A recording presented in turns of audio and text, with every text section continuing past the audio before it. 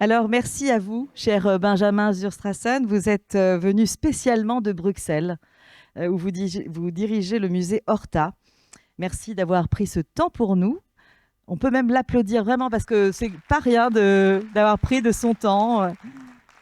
En plus, il est venu depuis hier soir en craignant une grève des trains. Donc, merci à vous toutes et tous qui êtes toujours nombreuses et nombreux pour ce rendez-vous de l'histoire, avec l'histoire de l'architecture, l'histoire du patrimoine, l'histoire de Paris. Et aujourd'hui marque la fin d'un cycle d'études, d'une saison tout entière dédiée à Hector Guimard et à l'Art Nouveau à Paris, une période aussi riche, aussi foisonnante qu'éphémère dans l'histoire de l'architecture parisienne. L'année Guimard fut passionnante et nous concluons ce soir avec vous, cher Benjamin Zurstrassen. J'ai lu quelque part que le baron Victor Horta était l'un des principaux acteurs de l'Art Nouveau en Belgique, alors que nous, en France, on dit que Hector Guimard est le représentant majeur de l'Art Nouveau en France. Mais la différence entre la France et la Belgique, c'est que la Belgique a son musée dédié à cette période et en tout cas à ce grand architecte, Victor Horta, et que nous n'avons pas, toujours pas en tout cas, de musée Guimard. Mais j'ai bon espoir, cher Nicolas Auriot et toute l'équipe du Cercle Guimard qui est venue en force ce soir, car évidemment, j'espère et on espère toutes et tous que tout ce qu'on aura fait tout au long de cette année va réveiller un certain nombre de consciences et se dire qu'il est grand temps d'honorer ce grand architecte français. Alors, l'Art Nouveau a produit des réalisations en rupture avec l'architecture haussmannienne, on l'a dit, se permettant l'usage de matériaux différents, des arabesques, autres inspirations florales, animales. Horta, lui, va rompre avec l'architecture traditionnelle des maisons bourgeoises aussi, défendant ce qu'on appelle le plan libre, vous allez sans doute nous en parler, la fluidité, mais aussi les puits de lumière. Il va concevoir chaque détail des habitations jusqu'au mobilier. On a l'impression finalement de parler d'Hector Guimard. Mais c'est justement Horta qui inspira le créateur de nos célèbres entrées de métro, cher monsieur Mignard, avec cette notion d'art total jusqu'au boutiste. Inspiration croisée, puisque beaucoup des réalisations d'Horta s'inspirent d'un autre Français, d'Eugène Viollet-le-Duc. De ses entretiens sur l'architecture, de ses dictionnaires raisonnés de l'architecture et de l'ameublement. Bref, c'est un disciple d'Eugène Viollet-le-Duc, tout comme l'était Guimard. Il était donc impossible que ces deux grandes personnalités, ces deux grandes signatures de l'Art Nouveau, ne se rencontrent pas. Et c'est en 1895, lors d'un voyage à Bruxelles, que Guimard rencontre Horta, qui lui fait visiter l'hôtel Tassel, j'imagine que vous allez nous en parler, conçu sur les leçons justement de Viollet-le-Duc. Le Castel Béranger, le célèbre Castel Béranger, sort alors de terre et il ne va pas tout recommencer. Mais du coup, il se dit peut-être qu'on va faire l'intérieur. Et il va convaincre Madame Fournier, la propriétaire des lieux, pour lui dire qu'on peut en tout cas reprendre toute la décoration intérieure depuis le portail jusqu'aux poignées de porte, de l'escalier jusqu'aux vitraux. L'architecture intérieure prend alors une place prépondérante. Donc pour clore cette année que j'ai souhaité, comme vous l'avez compris, entièrement dédiée à Hector Guimard, on ne pouvait le faire sans aller à Bruxelles. Mais c'est Bruxelles qui est venue à nous. Et je veux vraiment vous remercier de nouveau, cher monsieur Zurstrassen. Mais avant de vous laisser la parole, je voudrais remercier toutes celles et tous ceux, j'espère que je ne vais pas oublier des personnes, mais surtout manifestez-vous si je ne le fais pas. Je vais remercier déjà Jean Bouquin qui nous a rejoints et qui nous accueille aujourd'hui. On peut applaudir le directeur du théâtre des Jazés. Mais évidemment, je voudrais remercier Nicolas Auriot pour cette formidable année dédiée à Guimard. Vous m'avez tellement inspiré en venant il y a plusieurs années dans mon bureau à l'Hôtel de Ville que je me disais qu'il fallait absolument qu'on fasse quelque chose, même si j'ai soutenu, comme j'ai pu jusque-là, la création de ce musée. On va peut-être un jour y arriver, peut-être allons-nous peut-être un jour l'inaugurer ensemble, je ne sais pas. Donc toute l'équipe du Cercle Guimard, mais bien sûr la direction des affaires culturelles, le comité d'histoire, Marie Aignier, Jean-Gabriel Demons, le DHMMA, le fameux département de l'histoire de la mémoire et de l'architecture, la commission du Vieux Paris avec Simon Texier, Jean-François Legarret, la DASCO, parce que chaque année, on fait en sorte que les les élèves des écoles parisiennes travaillent sur la thématique qu'on a choisie. Donc l'an dernier, c'était Haussmann, cette année, c'est Guimard, l'an prochain, ce sera Baltard. Et on fait travailler les élèves pour leur donner cette conscience patrimoniale, architecturale, et qu'ils prennent en plus possession de leur ville à travers les monuments, à travers l'architecture. Je veux remercier bien sûr la DICOM, mais aussi les sociétés d'histoire des arrondissements. Merci, un très très grand merci à vous toutes et tous. Je sais que vous êtes nombreuses et nombreux pour toutes ces conférences extraordinaires que vous avez pu donner tout au long de l'année sur Art déco, Art nouveau. Et puis le musée Carnavalet, la bibliothèque historique de la ville de Paris, le musée d'Orsay qui a consacré une exposition sur les dessins sur le métropolitain d'Hector Guimard. Je veux remercier bien sûr Monsieur Mignard et la RATP, la conscience, la mémoire du métropolitain parisien, Monsieur Culot, Madame Reynaud, la mairie du 16e qui accueille la très belle exposition actuellement sur ces grilles. Sans oublier bien sûr mon cabinet qui fait un travail remarquable, Mathilde Rébeillé-Borgella, Marion Martel, Pauline Jaffray, Bénédicte Leleu, qui vous accueille toujours. Bravo Bénédicte. Et puis Christine Gosse. Voilà. Donc, est-ce que j'ai oublié quelqu'un?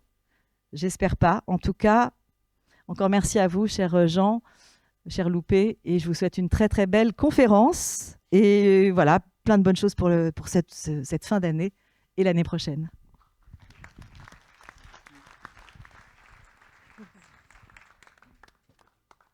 Bien, bonsoir à tous. Merci Madame Taïeb et merci à la mairie de Paris pour cette invitation qui rapproche encore un peu plus les liens entre Bruxelles et Paris. J'aurai peut-être l'occasion aussi de vous annoncer d'autres réjouissances à venir sur ces relations sous le signe de l'Art nouveau. Et au sujet de l'Art nouveau, je trouvais intéressant, en préambule, de s'interroger, mais c'est un sujet littéralement fascinant qui mériterait, certes, qui pourrait aussi être confié d'ailleurs à des étudiants, ce serait de s'interroger sur qu'est-ce que c'est l'Art nouveau à Paris. Et donc, j'ai simplement trouvé sur Internet cette carte qui est projetée ici, et je soupçonne l'auteur de cette carte d'être originaire de la ville de Strasbourg, qui apparaît en gras et qui n'est pas spécialement connu pour son patrimoine Art nouveau. Alors, si vous observez cette carte, vous voyez immédiatement plusieurs choses. Premier élément, les villes importantes avec un patrimoine Art nouveau important sont rarement des capitales. Ce sont des villes de régions avec une identité forte, comme par exemple Barcelone, Nancy, Glasgow. C'est aussi des capitales de petits pays, comme par exemple Riga, Bruxelles ou Prague. Et sur cette carte, finalement, par rapport à l'organisation que je vous ai proposée, ici on met de côté Vienne comme capitale impériale qui subit finalement une dynamique très différente du reste. Paris apparaît tout de même, et ça pose évidemment de vraies questions. Parce que pourquoi est-ce que l'Art nouveau est souvent né dans des villes dites régionales, sans connotation négative? C'est parce que c'était souvent dans des régions économiquement très prospères et très riches, qui pouvaient donc donner, si vous voulez, une impulsion aux arts, mais aussi dans des régions qui n'avaient pas, si vous voulez, un poids de l'héritage artistique trop lourd, et dans lequel il était plus facile, finalement, de sortir des rangs en proposant un langage artistique ou architectural différent. Et enfin, évidemment, et c'est quand même un point commun, par exemple, entre Glasgow ou Barcelone, ce sont des lieux avec des identités régionales très très fortes qui vont abreuver, nourrir les architectes et les artistes dans leur recherche d'un langage nouveau. Car l'art nouveau, contrairement à ce qu'on croit, se crée aussi dans l'émulation, dans l'échange avec le passé. On parle parfois de renouveau Louis XV, où il y a des inspirations du style rocaille, du style Louis XV, dans l'art nouveau. Quid donc, évidemment, dans ce cadre de la ville de Paris? Bien, deux symboles de l'art nouveau ici à Paris, hors Guimard bien entendu. Il s'agit de l'immeuble construit par Lavirotte, avenue Rapp, en 1900. À droite, et évidemment à gauche, le café Maxime, construit, aménagé plutôt par Louis Marnier. Alors ces exemples sont intéressants parce que dans le cas de la Virotte, par exemple, j'avais toujours eu le sentiment que c'était une manifestation un petit peu individuelle et qui sortait des rangs, mais qui n'avait peut-être pas spécialement rencontré une adhésion populaire très très grande, ou une adhésion en tout cas des critiques d'art. Or, cet immeuble obtient en 1901 le premier prix lors d'un concours des plus belles façades, et d'autres de ces immeubles, plus tard, au début du XXe siècle, obtiendront aussi le premier prix. Ce qui montre que dans ces jurys, auprès des critiques, peut-être même des pouvoirs politiques, il faudrait voir qui composait ces jurys, l'Art Nouveau avait vraiment grâce à leurs yeux, et que pour autant, finalement, il n'a pas, si vous voulez, essaimé ou profondément influé sur les constructions de cette époque. Quant à l'hôtel Maxime, c'est un bel exemple, finalement, par la négative, de ce qu'est l'Art Nouveau belge ou de ce que ne veut pas être l'Art Nouveau belge. Alors, il y a une lettre que l'architecte Art Nouveau belge Henri van de Velde écrit à sa femme. Peu après 1900, il rentre chez Maxime et il lui écrit « C'est du Bockums ivre ». Et Bockums était considéré comme l'architecte Art Nouveau le plus grossier en Belgique à l'époque. Donc, ça vous montre aussi, et je crois que c'est un point assez essentiel, parce que derrière cette question que j'ouvre sur Paris et à laquelle je ne prétends absolument pas répondre, ce sont des réflexions, si vous voulez, se pose là derrière la définition finalement de ce qu'est l'Art Nouveau. Alors, il y a, pour certaines personnes, il s'agit d'un style, pour d'autres d'un mouvement, pour d'autres encore, c'est une formule aussi très efficace. Certains ont dit il y a autant d'Art Nouveau qu'il y a de créateurs à cette époque. C'est aussi une mode. Alors, ce n'est évidemment pas l'objet de cette conférence de ce soir de s'interroger sur l'identité de l'Art Nouveau, et toutes ces réponses portent en elles évidemment une part de réponse. Ce qui me semble le plus essentiel ici à comprendre, c'est que l'Art Nouveau est d'abord une tentative de réponse à une crise. Et, en tout cas en Belgique, je parle ici pour l'Art Nouveau belge, il y a deux tendances que nous allons approfondir ce soir dans leur relation avec la ville de Paris et avec la France. Il y a tout d'abord évidemment la tendance architecturale, qui est illustrée ici à l'extrême gauche avec l'hôtel Tassel, construit en 1893 par Victor Horta. Et cette tendance architecturale, elle se marque finalement par le fait que, comme vous l'avez dit, cette jeune génération d'architectes avait comme livre de chevet les entretiens sur l'architecture de Viollet-le-Duc.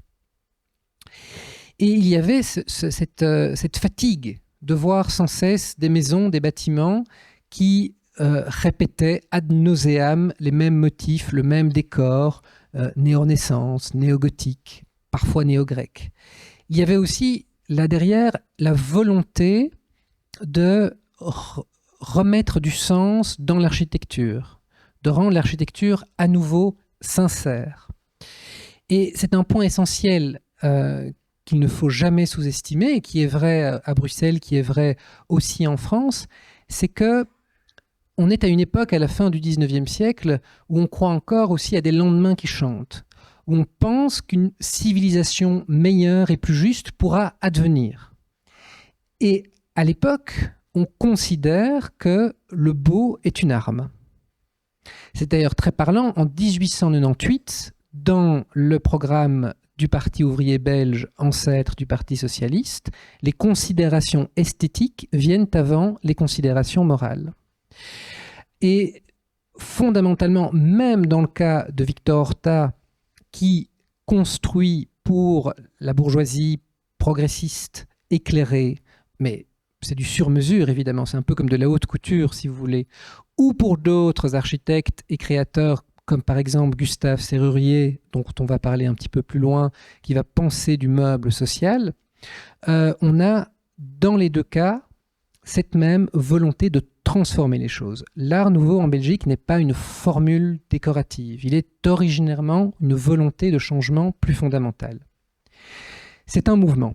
Alors, Gustave Serrurier, quant à lui, est représenté au milieu avec cet aménagement intérieur, 1894, cabinet de travail exposé à la libre esthétique. Alors, nous allons voir que Gustave Serrurier sort un petit peu, enfin, appartient et sort, si vous voulez, à ces deux tendances que j'essaye de vous montrer ici, puisqu'il est architecte de formation, mais il tombe amoureux de Maria Bovy, il se marie en 1885 et ensemble, ils créent un magasin qui s'appelle le magasin Serrurier Bovy. Et petit à petit, il est tapé par le commerce de meubles. Et donc, comme on le voit ici, il va surtout se singulariser dans la production de mobilier, d'objets, de ce qu'on appelait à l'époque les arts appliqués aux industries. Mais Gustave Serrurier, quand il a 19 ans, il est jeune à l'Académie de Liège, il fait un grand discours sur Viollet-le-Duc, qui à l'époque avait quelque chose d'un petit peu sulfureux. Donc, à nouveau, on revient finalement à la même source. La deuxième crise, si on peut parler comme ça, c'est celle que rencontre la peinture. Donc, évidemment, les académies d'art sont tout à fait croulantes. Henri Van de Velde, dans ses mémoires, raconte que durant les quelques mois qu'il a passés à l'Académie d'Anvers, on mettait des branches mortes qu'on accrochait au sol et de l'ouate blanche, et on demandait aux jeunes peintres en devenir de faire un paysage d'hiver. Donc l'Académie est en difficulté. Vous connaissez évidemment le bouillonnement artistique dans les domaines de la peinture, avec entre autres, par exemple, la naissance de l'impressionnisme. Et quand on arrive, et ça on va l'approfondir un peu plus tard, à l'aube des années 1890, où les tentatives sont nombreuses et vont dans des directions très différentes. Vous avez les tentatives du néo-impressionnisme d'un côté, vous avez Gauguin, l'école de Pont-Aven de l'autre, vous avez des individualités comme Vincent van Gogh. Eh bien, dans cette richesse inventive et créative, une nouvelle piste va tout d'un coup être prise en main par les peintres, c'est celle aussi des arts appliqués. Et c'est ce que va faire Henri Van de Velde avec, et là c'est ce que vous voyez à l'extrême droite, c'est la couverture typographique d'une revue en néerlandais qui s'appelle Van Nu en Straks. Et ça c'est assez intéressant parce que on devine le en Straks, le Van Nu est peut-être un petit peu moins clair, mais qu'est-ce qui intéressait beaucoup Henri Van de Velde dans son ornementation? Il abandonne la peinture, il abandonne les pinceaux, c'est une crise, comme il l'écrit à l'époque, de neurasthénie, mais qui tout d'un coup le fait retrouver foi et bonheur en se mettant aux arts appliqués, à l'artisanat. Et ce qui l'inspire beaucoup, c'est les traces que la mer laisse sur le sable quand elle se retire. Et sans doute, vous voyez un petit peu une évocation de ces effets de vagues imprimées sur le sable, qui est une source très inspirante pour lui. Il écrira d'ailleurs plus tard: la ligne est une force. Et pour lui, ça c'est aussi une constante très importante de l'Art Nouveau, c'est la volonté d'inscrire le dynamisme, la force dans le motif et l'ornement. C'est-à-dire que le motif, le décor doit évoquer cette notion de mouvement. Alors, quelquefois, ça va être sous la forme, une forme naturaliste, parfois sous une forme plus stylisée et plus abstraite, mais c'est certain que cette métaphore de la force et du mouvement de l'eau qui s'imprime sur le sable et qui s'en va est une très belle métaphore pour comprendre ce que les peintres, architectes de l'époque avaient en tête. Et en 2001, a eu lieu à Londres une grande exposition sur l'Art Nouveau qui un petit peu nous a permis de comprendre différemment ce mouvement. Et son commissaire, Paul Greenhalgh, considère que l'Art Nouveau est né en 1893 avec une maison, l'Hôtel Tassel, la couverture d'un journal, Van Nu en Straks, et les illustrations d'Aubrey Beardsley à Londres qui datent de cette même année.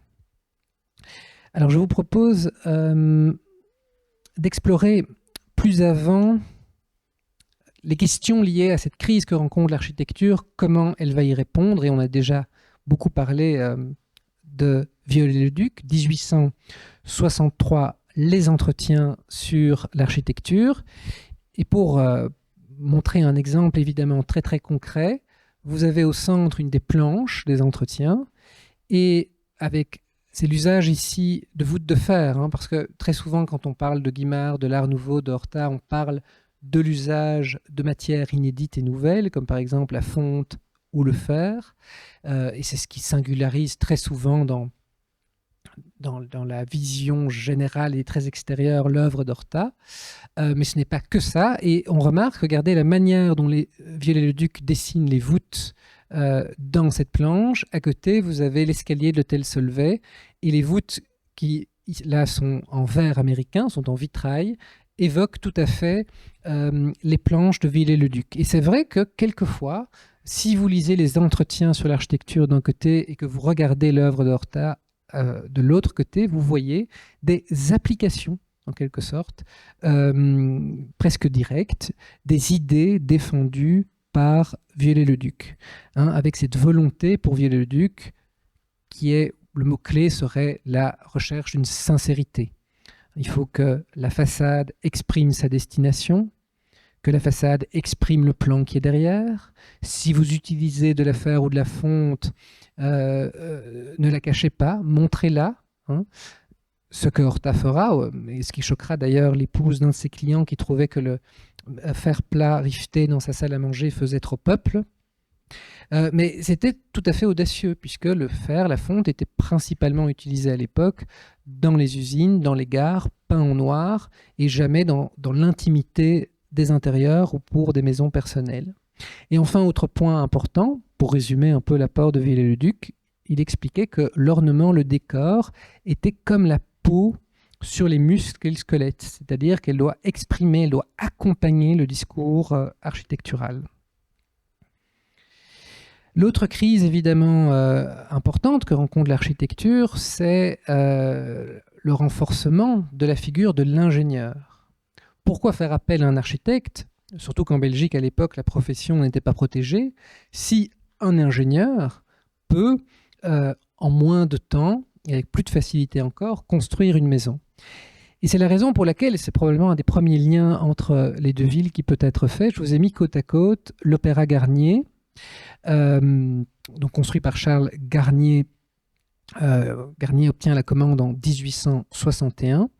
Et à côté, vous avez le Hall des Machines, construit par deux ingénieurs, Duterte et Sauvestre, pour l'exposition universelle de 1889, avec tout de même entre chaque ferme une portée de 115 mètres de large. Vous voyez à quel point les êtres humains sont de petites fourmis par rapport à la taille de ce Hall des Machines. Vous avez devant vous finalement le rêve de ces architectes et de ces créateurs qui est de réunir à nouveau la figure de l'ingénieur et de l'architecte. D'autre part, et ça, ce n'est pas anodin que je vous montre évidemment l'Opéra de Paris, puisque c'était un des bâtiments que Horta admirait le plus. C'est aussi évidemment une œuvre d'art totale, et c'était le bâtiment que Henri van de Velde détestait le plus.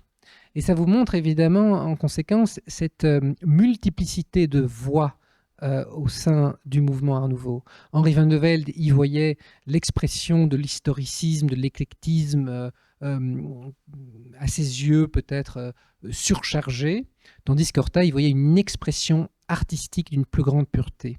Pourquoi est-ce qu'Horta admirait l'Opéra Garnier ? Parce que pour lui, Charles Garnier, comme d'ailleurs Joseph Poulart, l'auteur du Palais de Justice de Bruxelles, avait poussé si loin l'expression de l'historicisme et de l'éclectisme que soudainement quelque chose d'autre arrivait. Et qu'en utilisant un répertoire de motifs, de décors, de langage plutôt traditionnel, ils arrivaient pourtant à exprimer leur personnalité. Et je crois que ce qui animait Horta et ce qui devait sans doute animer Guimard aussi, on en reparlera, c'était cette volonté de personnaliser l'architecture. Et ça, c'est une source aussi importante de ce mouvement Art Nouveau au sens plus global. Et d'autre part, on sait que Horta et Van de Velde se sont rendus à l'exposition universelle de 1889. De la même manière aussi que Horta a été mis dehors de la maison familiale en raison d'une amourette avec la voisine. Et pour le mettre dehors, on l'a envoyé à Paris, où il a travaillé pendant presque une année pour un ornemaniste ou ornementiste. Donc ce sont des professions qui n'existent plus vraiment aujourd'hui. Mais même, vous imaginez, pour le théâtre dans lequel nous nous trouvons ce soir, l'architecte s'adjoignait toujours les services d'un ornemaniste qui allait réaliser non seulement tous les décors, qui allait réaliser les modèles pour les décors, bref, qui allait réaliser ce que Horta surnommait la sauce. C'était quelque chose de tout à fait fondamental et habituel à l'époque lorsque on construisait. Et très certainement, il dit, quand il se promenait à Paris étant jeune, que c'était simplement en regardant les édifices qui l'entouraient, en observant, en apprenant à regarder, qu'il avait un peu comme une éponge absorbé les arts et l'architecture, et que cet enseignement était à nouveau bien supérieur à celui qu'il avait reçu à l'Académie. Et enfin, aussi durant ces années 1880, donc avant la naissance de l'Art Nouveau, il y avait les nombreux salons des beaux-arts où on sait également que Van de Velde se rendait régulièrement. Enfin, dernier point, Horta étant le meilleur élève à l'Académie, il obtient le prix le plus prestigieux, qui est un peu le pendant de votre prix de Rome, qui est le prix Gottschaal. Et à cette occasion, contrairement à tous les autres, il ne se rend pas en Italie, mais on sait uniquement par l'enregistrement de son passeport qu'il a été à Paris et à Cologne. Et on voit bien par là que ce qui l'intéressait certainement était plutôt l'architecture contemporaine. Il y a un autre architecte dont on a moins parlé, mais qui est tout aussi important, c'est Paul Anka. Donc vous avez Victor Horta avec l'hôtel Tassel que nous avons déjà vu, et en bas, Paul Anka avec l'hôtel Ciamberlani. Je ne vous ai pas montré ici leur maison personnelle à chacun d'entre eux, pour vous montrer deux immeubles plus, disons peut-être plus flamboyants en quelque sorte, de leurs œuvres, ou plus remarquables. Vous voyez tout de suite qu'il y a un langage très différent. Hein. L'hôtel Tassel, regardez, vous avez donc trois travées. Vous avez la partie de gauche, la partie de droite, avec ces fenêtres qui, plus on monte, plus elles se rétrécissent, qui sont un peu d'inspiration égyptienne. Et la façade en pierre blanche de France s'ouvre littéralement pour faire apparaître une bow window en métal. Les Bruxellois la surnommaient la femme enceinte à l'époque. Et c'est une belle métaphore aussi, la femme enceinte d'un style à venir. Et donc c'est tout d'un coup vraiment le métal qui perce la façade et la tradition pour s'exprimer. Tandis que dans le cas ici de Paul Anka, on a une maison atelier d'un peintre qui s'appelait Ciamberlani, avec un grand sgraffite qui est une fresque, et comme deux yeux, les deux ronds du premier étage. Alors, ce sont des formules malheureuses. Hein. On parle souvent pour Anka de art nouveau géométrique et pour Horta d'art nouveau linéaire ou parfois même floral. Alors, c'est très réducteur et caricatural, mais ça vous montre en tout cas à quel point les expressions peuvent être différentes. Et Anka, bien entendu, ai-je besoin de le signaler, était aussi un lecteur de Viollet-le-Duc. Guimard à présent. Alors, Guimard, en 1895, se rend pour 2 ou 3 mois, je ne sais plus exactement, à Bruxelles. Et il va rencontrer et découvrir l'œuvre de Anka et Horta. Et c'était important pour moi quand même de rappeler aussi sa proximité, peut-on dire, avec l'œuvre d'Anka, puisqu'on a cette très belle aquarelle qui est un dessin réalisé par Paul Anka de la maison personnelle. Donc vous voyez le modèle à droite, construite par Paul Anka, elle aussi en 1893. Hein. C'est vrai que dans l'art nouveau belge, pour simplifier, il y a les 4 grands, si je puis dire. On parle très souvent de Horta et de Van de Velde, mais il y a également Anka et Serrurier dont nous parlerons ce soir. Alors, le Castel Béranger, que vous connaissez, un exercice toujours très intéressant, c'est de comparer le plan de la façade avant son voyage et celui qu'il transforme après sa découverte de l'art nouveau belge à Bruxelles. Et le meilleur exemple à ce sujet, mais je regrette que la photo ne soit pas d'aussi bonne qualité, c'est en zoomant sur la porte d'entrée du Castel Béranger, c'est de voir la différence entre le projet initial et la réalisation finale. Alors je vous ai mis le dessin, mais je pense que vous connaissez tous, vous avez tous en tête, hein, cette très fameuse porte d'entrée qui a été copiée jusque dans la ville de Lviv en Ukraine. On a, c'est peut-être pas Lviv, c'est une autre ville ukrainienne où vous avez la copie presque conforme de l'œuvre de Guimard. Puisque ce qu'il ne faut pas non plus sous-estimer aussi, dans tous ces transferts, ces transmissions entre pays et entre villes, c'est que la fin du 19e siècle, c'est également la naissance des revues d'art. Par exemple, la revue Art et Décoration, hein, qui existe encore aujourd'hui avec l'acronyme AD. Toutes ces revues vont vraiment pouvoir être diffusées à travers les différents pays d'Europe et il sera assez aisé pour un architecte de pouvoir s'inspirer de ce qu'un autre architecte a fait dans une ville étrangère. Il y a aussi à Nancy, par exemple, une porte tout à fait similaire à celle de Guimard. Je pense qu'il y en a d'autres. Ça m'arrive quelquefois d'en voir en me disant « mais c'est pas possible, ça c'est tout à fait inspiré de Guimard ». Ce serait intéressant un jour de faire la liste photographique de toute la postérité, finalement, de cette porte. Mais ce qui m'intéresse aussi, c'est que la porte initiale est plus intéressante, je pense, qu'il n'y paraît. Parce que, donc, si vous regardez dans l'entablement de la grille en fer forgé, la partie supérieure, vous voyez, vous avez comme deux boucles ou comme deux spirales qui se développent avec, sous forme de... avec une ligne qui se termine à angle droit qui l'accompagne. Mais ces deux motifs-là, il faut bien le remarquer, sont pas anodins, ils sont très originaux. Et si on regarde les œuvres de Guimard avant même sa découverte de l'art nouveau belge, on sent déjà évidemment la présence de Viollet-le-Duc et cette volonté farouche de créer un langage nouveau. Et pour moi, ces deux motifs en partie supérieure, ces deux torsades en quelque sorte, sont tout à fait semblables à ce qu'on trouve dans l'œuvre de Paul Anka. Pourquoi ? Parce qu'il y a quelque chose de dynamique, je trouve, dans ces deux motifs. Vous voyez, on les imagine assez bien bouger. On a l'impression de voir comme une ligne qui avance en quelque sorte. C'est un enroulement. Hein. Les motifs les plus dynamiques pour les spécialistes de l'ornement, etc., c'est très souvent l'arabesque, c'est aussi la spirale. Et c'est un peu spiralé comme motif, mais de manière, si vous voulez, comme une image de cinéma, comme s'il y avait plusieurs moments qui se succédaient. C'est une manière de s'exprimer très proche de Paul Anka, comme je vous le disais, alors qu'à l'époque, il ne le connaissait vraisemblablement pas. Mais c'est aussi, de nouveau, ça nous renvoie à ce dont je vous parlais, à cette volonté d'imprimer à l'ornement et au décor une sensation de mouvement. Horta, il y parviendra avec ce qu'on appelle la ligne en coup de fouet, hein, qui se termine avec une Kroll, comme on dit à Bruxelles, avec un léger retour. Van de Velde, ce sera d'autres motifs. Et Anka, ce sera par la répétition, comme ça, qui se succède, de différents motifs qui donnent une sensation de mouvement.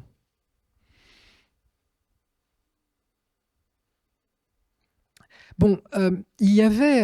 la première conférence sur Guimard vous a sans doute bien initié à cette question. Il y avait, je crois, une proximité, un respect mutuel et réciproque entre Horta et Guimard.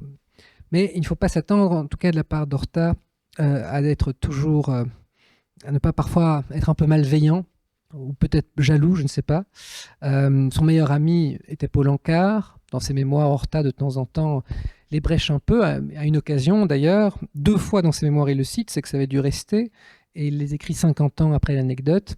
Il montre une de ses premières maisons Art Nouveau à Paul Anka, et Paul Anka lui dit « Oh, mais que voilà une jolie maison avec du Louis XV sans sculpture ». Donc l'estime mutuelle ne peut pas empêcher quelquefois de légères anicroches.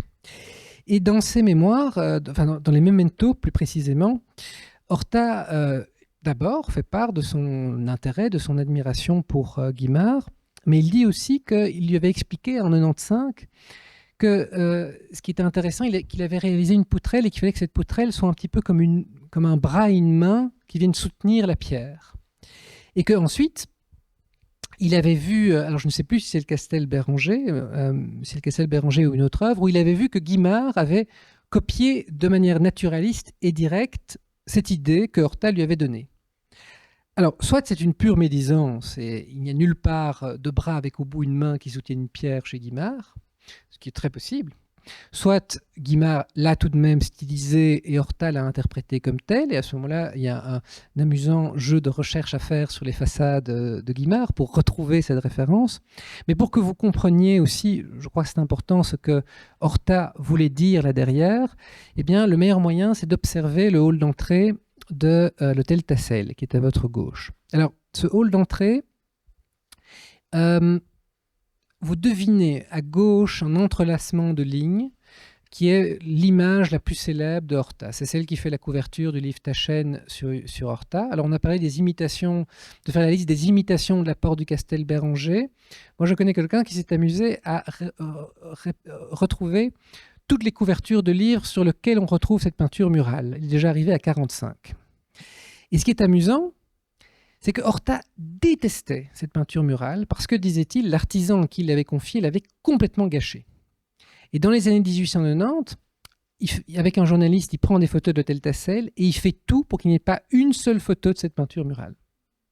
Et aujourd'hui, cette peinture murale est devenue un symbole très fort. C'est amusant de voir comment, à des périodes différentes, on comprend l'Art nouveau. Par contre, ce dont Horta est assez fier, et ce qui, à mes yeux, est presque une sorte de résumé de ce qu'est l'Art nouveau, c'est la colonne qui est à votre gauche. Alors cette colonne, elle réunit à peu près tout le rêve et l'ambition de l'Art nouveau et de Horta. En tant que colonne, évidemment, elle soutient. Mais aussi, regardez, vous le devinez, hein, vous voyez les verts à gauche, etc. On est dans un espace ambigu. On est en plein cœur de la maison et pourtant la lumière naturelle y parvient. Donc on est dans une nature un peu fantasmée, rêvée, artificialisée, avec les colonnes qui ne sont pas un petit chapiteau corinthien ou autre, mais comme des palmiers. Et sort du tronc une branche, pourrait-on presque dire, qui vient soutenir l'escalier. Comme ici, c'est ça, je crois, c'est à ça que pour lui-même, je pense, Horta faisait référence, puisqu'on est en plein dans la fin du chantier de Tassel, qui, vous voyez, comme une main et un bras vient soutenir l'escalier. Donc, et puis dernier point aussi, c'est que c'est une colonne en fonte qui permettait de faire passer à l'intérieur l'air chaud. Et donc, pourquoi est-ce que c'est un résumé de l'Art nouveau? Parce que vous avez une colonne qui supporte, qui est fonctionnelle, elle chauffe, et qui en même temps est belle, ou en tout cas cherche à proposer un langage nouveau qui réunit ornement, architecture, fonction, structure. Et puis, bien évidemment, c'était important pour moi de mettre à côté le vestibule du Castel Béranger parce qu'à défaut de trouver une main qui supporte une pierre, qui n'existe peut-être d'ailleurs pas, il y a évidemment les carreaux où se trouvent les doigts de Guimard imprimés. Et c'est vrai que nous sommes au début de son œuvre et certainement ce qu'il a vu à Bruxelles l'a galvanisé, l'a encouragé, et son expression, les petits retours en coup de fouet, vous voyez la manière dont le fer plat se termine, est assez réminiscent de Horta, même si, on va le voir un peu plus loin, Guimard trouvera très rapidement une voix toute personnelle. Alors pour parler d'une autre similitude entre leurs deux œuvres, et c'est quelque chose dont Horta ne parle pas dans ses mémoires, il faut toujours se méfier évidemment de ce que les artistes disent sur eux-mêmes. Vous avez au centre le départ de l'escalier de la maison Horta. Ce que vous voyez à gauche, c'est un peu le même principe que ce qu'on a vu à Tassel, même si malheureusement la photo est belle, mais la partie supérieure est coupée. C'est une colonne radiateur. C'est un radiateur à ailettes qui donne l'impression de supporter et qui chauffe cet espace proche de la rue qui doit être chauffé. À droite, vous avez l'hôtel Guimard. Et qu'est-ce que vous voyez sur le coin? Vous voyez un système identique. On est, je crois, en 1910, si je ne me trompe. Je regarde. Voilà. Et donc, vous voyez à quel point, très possible que Guimard ait continué à garder des liens avec Horta par la suite, et on voit à quel point ce système a été aussi utilisé par Guimard. Mais récemment, j'ai visité le château 2 qui a été entièrement réaménagé par Viollet-le-Duc en 1874. Et dans les halls, qu'est-ce qu'on a? On a un radiateur à ailettes assumé, montré, avec simplement cette protection, vous voyez, en métal ajouré, hein, avec des motifs un peu presque comme des papillons. Et donc, vous avez ici la boucle. Vous avez Violet, Horta, Guimard, et cette boucle, à partir d'un exemple très concret, évidemment, qui est celui du radiateur à ailettes, mais qui est un exemple très éminent, en quelque sorte, de ce rêve de l'époque Art Nouveau. Et récemment a eu lieu, fin d'année passée, une exposition sur Horta au Palais des Beaux-Arts, une exposition monographique à Bruxelles. Et dans la dernière salle, avec le co-curateur, on s'interrogeait un petit peu sur la postérité d'Horta.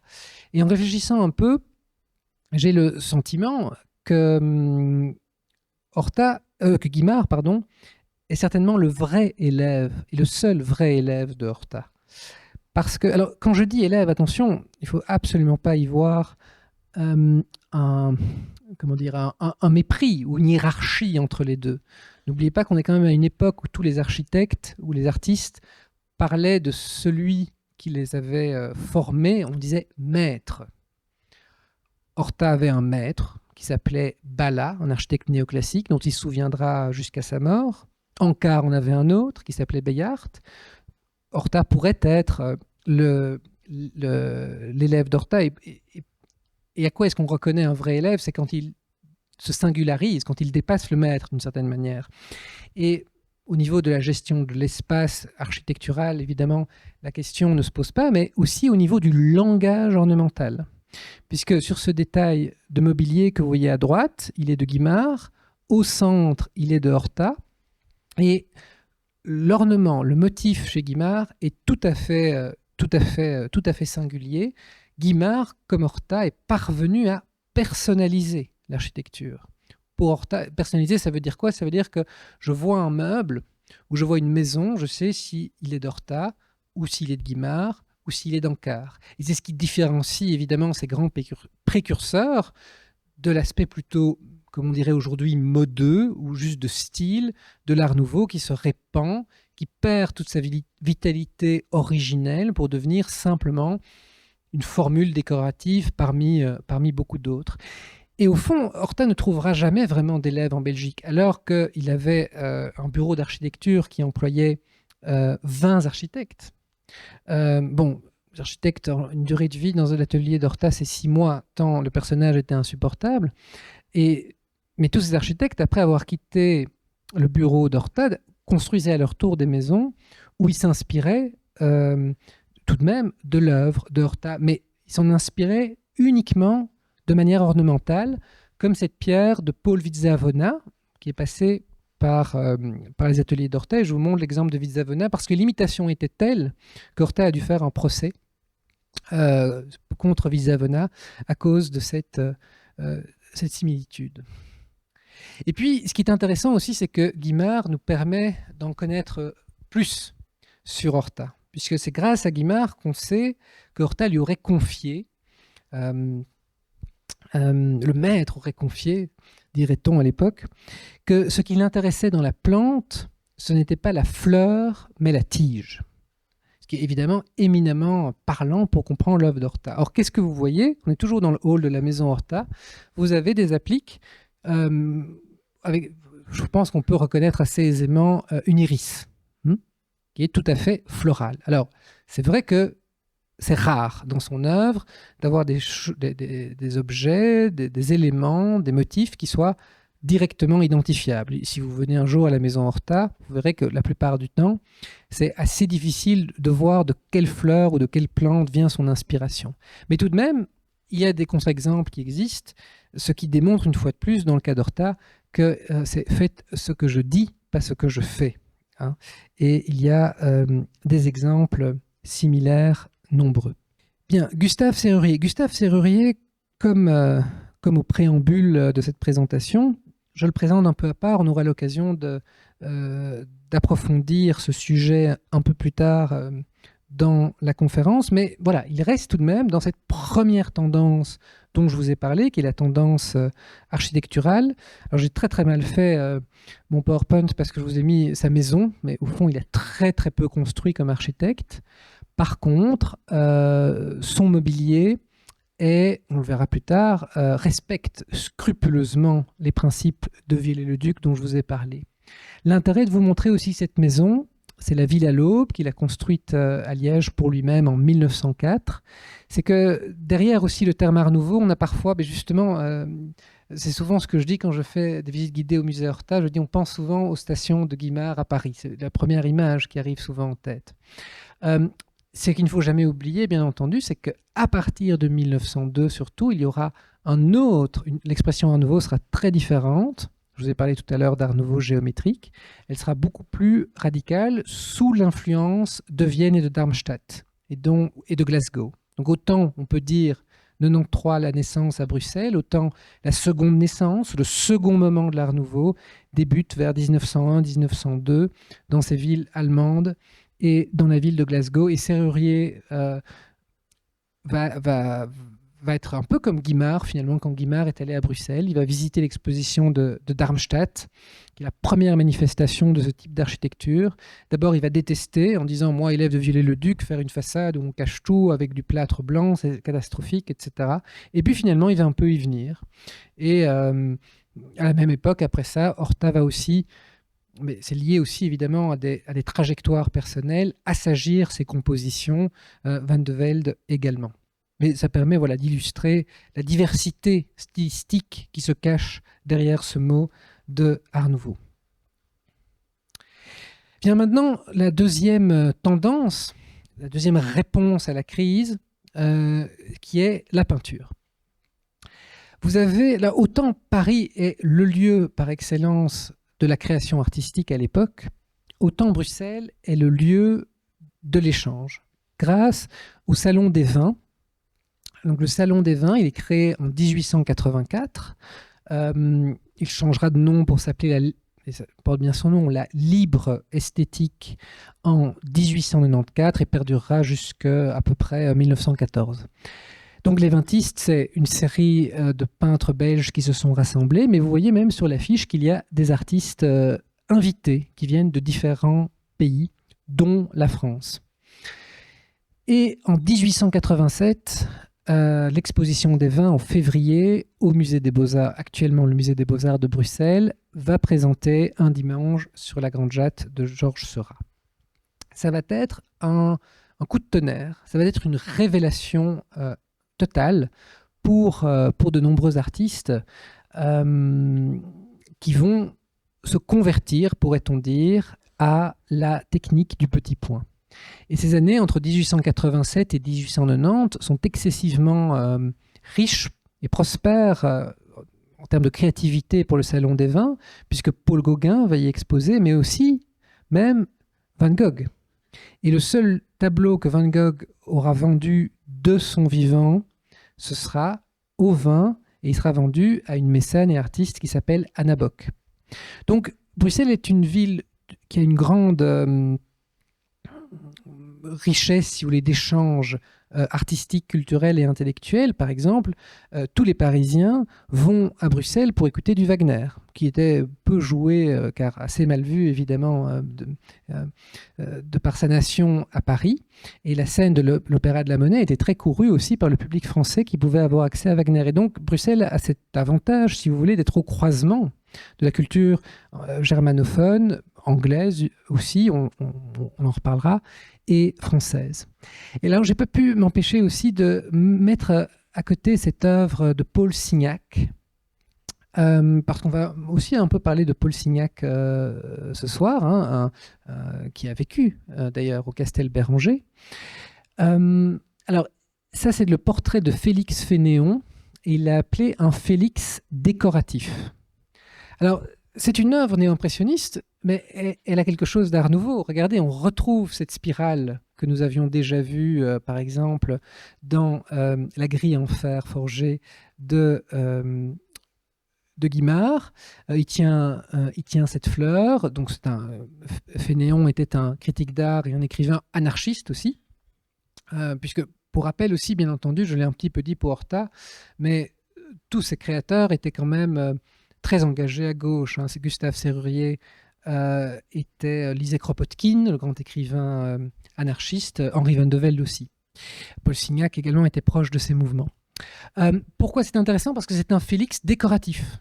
On sent donc déjà que même chez les néo-impressionnistes français, il y a une petite tendance qui les mène vers quelque chose qui dépasse la peinture dans son cadre en bois doré. Pour rester avec la métaphore réformiste, les écrits de l'époque, par exemple ceux de Van de Velde, ils étaient très énervés parce que pour eux, le tableau dans son cadre doré était juste un trophée de la bourgeoisie et qu'il fallait, comme à l'époque d'avant la Renaissance, que l'art puisse aller sur tous les murs et puisse être beaucoup plus englobant, bien entendu.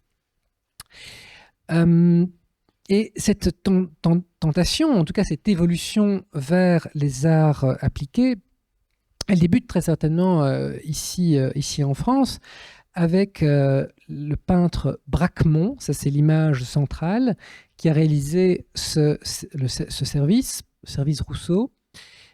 De mémoire, nous sommes vers 1868 ou 1870, donc c'est très très tôt. Et vous voyez l'originalité de ce service, c'est que les fleurs sont comme jetées de manière beaucoup plus naturaliste, beaucoup plus libre. Elles ne sont pas organisées ou représentées de manière réaliste. Et ça, c'est l'influence, évidemment, l'inspiration du Japon, hein, où chaque fleur, chaque feuille, même regardez les petits rubans qui tournent autour, ils ont quelque chose d'un peu art nouveau. Alors, c'est une expression à bannir, sauf si on est un peu snob et qu'on veut briller dans les dîners en ville, mais on peut parler de proto-art nouveau, hein, avec cette œuvre au niveau central. À côté, vous avez évidemment une céramique réalisée par Gauguin. Certaines d'entre elles ont été exposées au Salon des Vins à Bruxelles. Et à gauche, vous avez ce paravent réalisé par Paul Bonnard, qui faisait partie des Nabis.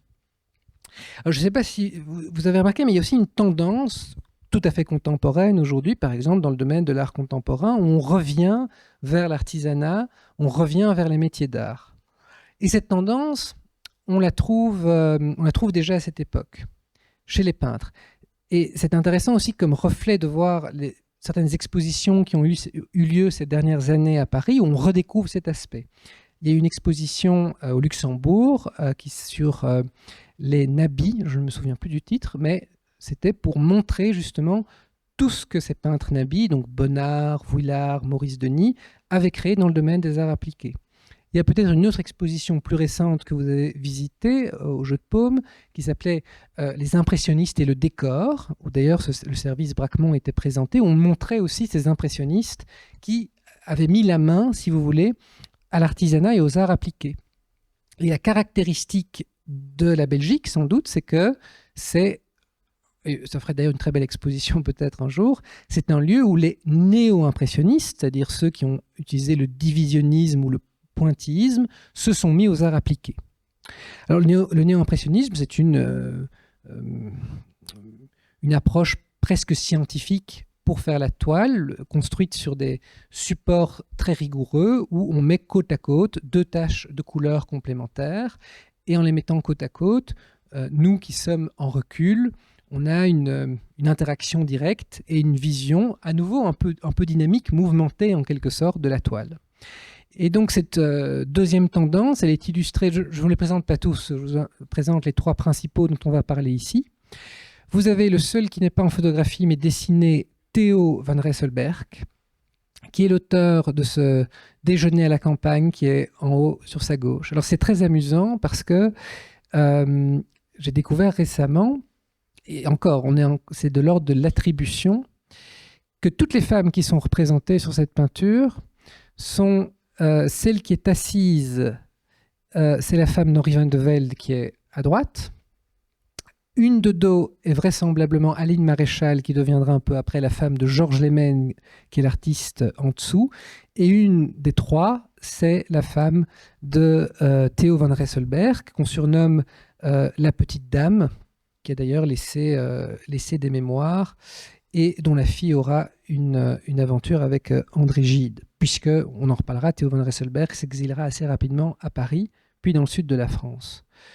Donc voilà les trois protagonistes. Georges Lehmann avec cette vue d'une plage et vue de la mer, en bas à gauche. Et en dessous d'Henri van de Velde, expressément, je ne vous ai pas mis une œuvre pointiste de l'artiste, mais un projet de broderie ornementale qui s'appelait La Faneuse, qu'il a présenté au 20 de 1892. Et elle est intéressante parce qu'elle vous rappelle peut-être aussi un autre mouvement artistique de l'époque qu'on appelle parfois le cloisonnisme, comme par exemple Bernard, Gauguin, l'école de Pont-Aven, etc. C'est-à-dire que vous avez des formes très entières, très rondes, qui sont toutes cernées, très identifiables.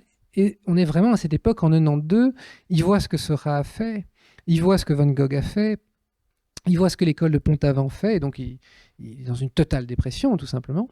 Et c'est probablement ce qui va parce que ça reste un très bon peintre néo-impressionniste, attention, il est peut-être un peu dur avec lui-même, et c'est aussi une des choses, pas la seule, mais une des choses qui va l'amener vers les arts appliqués.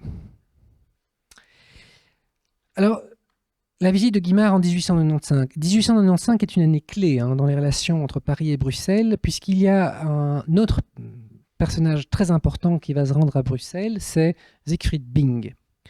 Siegfried Bing, originellement, c'est un marchand d'art japonais, mais se rendant compte que des pièces vraiment de grande valeur et vraiment intéressantes sont devenues de plus en plus rares à trouver, il décide de se convertir et de se lancer dans une galerie d'art de son temps. Et où se rend-il pour voir ce qui se fait de plus moderne à son époque en termes plutôt, on le verra, d'art appliqué? Il se rend à Bruxelles, à Londres et aussi à New York pour rencontrer par exemple les frères Tiffany. À Bruxelles, il fait d'abord 2 visites. Une première visite à ce qui est le précurseur de ce que lui rêve de faire, qui est la Maison d'Art à la Toison d'Or, une galerie, un peu une galerie privée, si vous voulez, qui fonctionnait selon un modèle tout à fait original et parfaitement inédit à l'époque, créé par l'avocat Edmond Picard, qui est, si vous voulez, un des animateurs, un des fondateurs aussi non-artistes du groupe des Vins, donc très intéressé par la création artistique moderne. Et ça va vraiment l'inspirer pour sa première création. Le deuxième endroit où il se rend, et peut-être même y croise-t-il Guimard, même si je pense que c'est avant le voyage de Guimard qu'il est à Bruxelles, c'est l'hôtel Tassel. L'hôtel Tassel, à nouveau, qui n'est pas tout à fait terminé. On est aux travaux de finition. Et donc il dit à Horta, mais voilà, moi, la galerie rue Chauchat à Paris, je souhaiterais que vous la reconstruisiez, que vous réaménagiez le bâtiment existant pour le rendre plus moderne, pour que ce soit vraiment un lieu d'appel. Horta lui dit oui, et on a la chance d'avoir dans les archives du musée Horta le projet. Alors c'est long à expliquer, mais aujourd'hui, Horta a détruit toutes ses archives. Il a uniquement gardé tous les dessins et les plans des projets qui n'ont pas été réalisés pour prouver à la postérité que ce n'était pas à cause de lui que ce n'avait pas été réalisé. Mais avec le recul, en regardant la correspondance, Horta a un petit peu laissé tomber Bing, ou en tout cas n'a pas persévéré. Peut-être était-il trop occupé. Mais nous avons cet assez beau projet. Et alors, bon, on le distingue à peine, mais au-dessus de la porte, il est écrit « Maison de l'Art Nouveau ». Et le mot « Art Nouveau » vient en partie de l'ouverture de cette galerie Bing. Alors, vous devez me croire sur parole parce que l'image est un peu trop claire, mais au-dessus du dôme, vous avez comme un petit chapeau chinois ou japonais qui est représenté, qui est peut-être un clin d'œil justement à l'origine de Bing, qui trouve ses sources évidemment dans l'art d'Extrême-Orient. Et finalement, ce sera un architecte parisien dont on reparlera aussi, Louis Bonnier, qui réalisera la galerie définitive. Quand il est à Bruxelles, il rencontre aussi un autre architecte, bien entendu, enfin architecte. Horta, qui le détestait, l'appelait le peintre défroqué, c'est Henri van de Velde, parce qu'il ne pouvait pas accepter qu'un peintre se mette à construire des maisons. Et en décembre 1895 a lieu l'inauguration de la galerie de l'Art Nouveau. C'est l'exemple parfait de la rencontre entre cette tendance liées à la peinture, au néo-impressionnisme de l'art nouveau belge, la France et les artistes français. Puisque la salle à manger a été dessinée, le mobilier, les lambris inférieurs ont été dessinés par Henri van de Velde. Les assiettes qui sont sur la table sont de Vuillard. Les peintures murales ou les fresques en partie supérieure sont l'œuvre de Rançon. Et tout au fond de la pièce, vous voyez, il y a d'autres pièces par la porte. Tout au fond, vous avez un moulin peint par Theo van Rysselbergh. Et il y avait dans cette salle à manger une cheminée dessinée aussi par van Rysselbergh.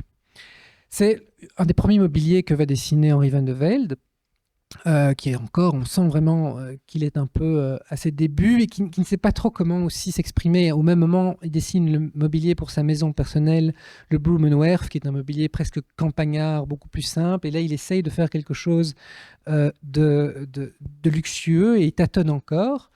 Alors, la pièce derrière la salle à manger, ce que vous voyez à votre droite, c'est le fumoir, aussi dessiné par Van de Velde, avec en partie supérieure une frise dessinée par Georges Lehmann, ainsi que à droite, vous voyez cette espèce ce dessin un peu orientalisant est aussi l'œuvre de Georges Lehmann.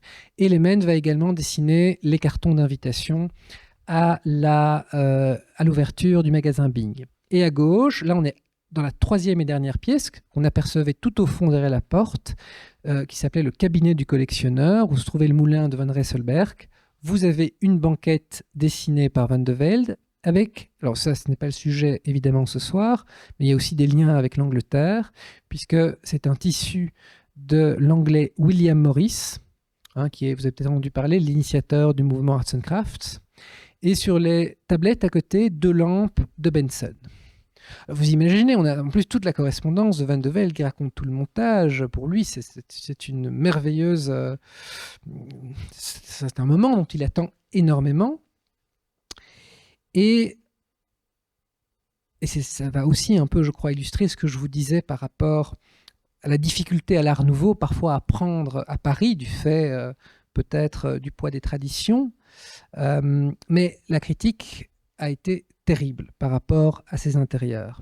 Donc Arsène Alexandre, le critique du Figaro, écrira « Tout cela sent l'anglais vicieux, la juive morphinomane ou le belge roublard, ou une agréable salade de ces 3 poisons. » Edmond de Goncourt parle d'un délire de la raideur et surnommera aussi ses intérieurs à être du yachting style. Et le peintre Raffaelli parle de perversion morale engendrée par ces meubles anglo-saxons. Rodin dira que c'était du mobilier barbare. Donc vous voyez à quel point cette première manifestation, si vous voulez, qui fait sortir l'Art Nouveau de Bruxelles, ne remportera pas l'adhésion auprès des critiques et auprès de nombreux artistes. C'est très difficile. Bourdieu a écrit un très beau livre justement pour essayer de comprendre le scandale que représentaient les tableaux de Manet au moment où ils étaient découverts par le public. C'est très complexe pour nous aujourd'hui, avec tout ce recul, d'arriver à nous remettre dans l'horizon mental, culturel des personnes de cette époque, mais les maisons Art Nouveau qui étaient construites à Bruxelles suscitaient aussi souvent même, non pas la critique, mais les rires. On a plusieurs témoignages. La maison personnelle de Van de Velde, le Blumenwerf, si vous la voyez aujourd'hui, vous diriez tiens, voilà une maison un peu néo-normande, mais en plus épurée. Enfin, je ne sais pas ce que vous direz, mais en tout cas, ça passera. Mais les témoins de l'époque racontent la maison est près du cimetière de Dieweg à Uccle, et donc les cortèges funèbres passaient le long, et apparemment, plus ils montaient et s'approchaient de la maison, plus les gens se donnaient des coups de coude et riaient en voyant cette maison sur leur chemin. Donc voilà pour l'aventure Bing. Et de nouveau, c'est l'occasion de faire un petit clin d'œil, si j'ose dire, à Paul Signac, puisque Paul Signac a aussi exposé lors de ses expositions inaugurales, et il a également repeint les tableaux de ses amis Theo van Rysselbergh et les autres pour les assortir avec la pièce aménagée par Henri van de Velde.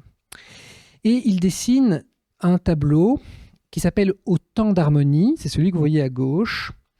Le sous-titre de cette peinture, qui est quand même monumental, il faut le savoir, c'est « L'âge d'or n'est pas dans le passé, il est dans l'avenir ». Et ça, c'est presque une phrase programmatique pour comprendre ce mouvement Art Nouveau.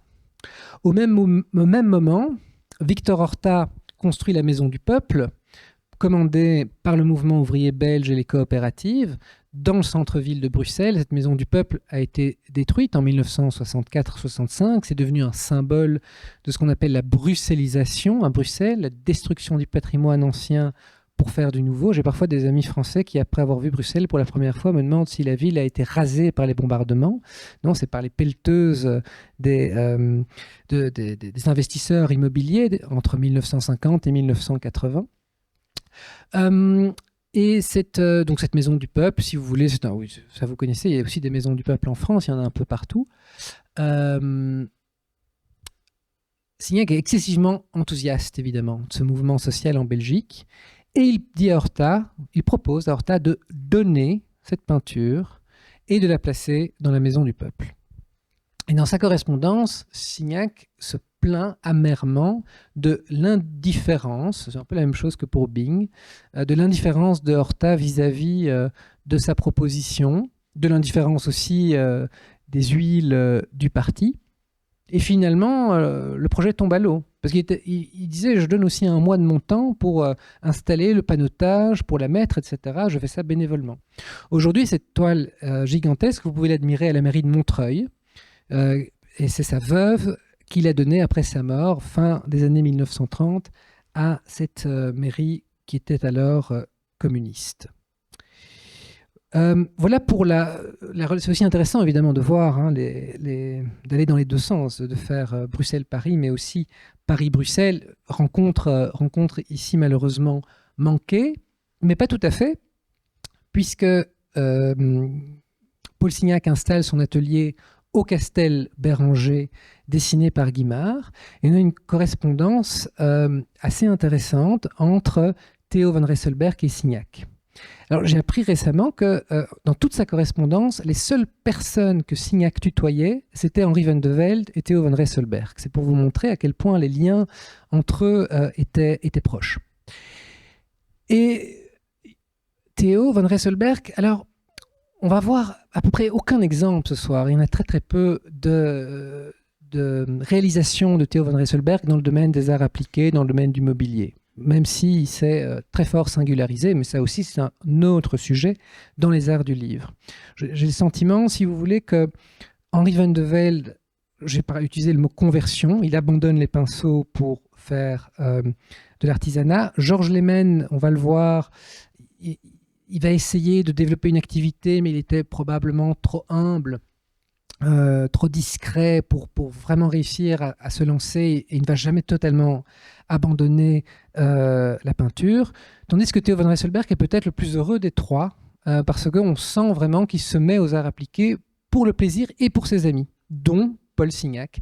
Et donc c'est Théo qui lui dit « Ah, mais pour aménager ton appartement au Castel Béranger, achète des meubles anglais. » Et il y a un jeune architecte extra qui s'appelle Gustave Serrurier. Ces meubles sont tout à fait accessibles. Et donc, à l'intérieur du Castel Béranger, Paul Signac meublera son atelier de meubles de Gustave Serrurier. Ces deux meubles-ci, donc l'armoire vitrine et la banquette, sont aujourd'hui dans son atelier de Saint-Tropez. Alors, probablement que ce ne sont pas ceux qui étaient au Castel Béranger, mais qu'il a acheté quand il a installé aussi à la fin des années 1890 son atelier à Saint-Tropez des meubles à Gustave Serrurier. Mais voilà, ça montre à nouveau ce lien très fort entre les artistes de ces deux villes. Et de nouveau, hein, pour montrer aussi le transfert, si je puis dire, Paris-Bruxelles, je voulais profiter de cette occasion pour vous montrer cette petite plaquette d'Alexandre Charpentier, un sculpteur qui était très très pauvre. Il avait une famille très très nombreuse et il était ravi parce qu'il avait promis à Pleyel de dessiner un piano. Et il avait dit, mais pour faire mes essais, il faut que vous me livriez un piano chez moi. Et donc, il vivait dans la pauvreté totale avec un énorme piano Pleyel et il recevait sans arrêt ses amis pour de grandes fêtes. Et puis tout d'un coup, il y a eu pour son confort matériel, une excellente nouvelle, c'est que ces plaquettes se sont vendues comme des petits pains aux expositions des vins. Et il a continué à exposer très très longtemps. Non, c'est pas l'exposition des vins, c'est la livre esthétique, donc c'est un peu plus tard, après 94. Donc le succès aussi, évidemment, de nombreux peintres français ont pu être assurés grâce à ces expositions.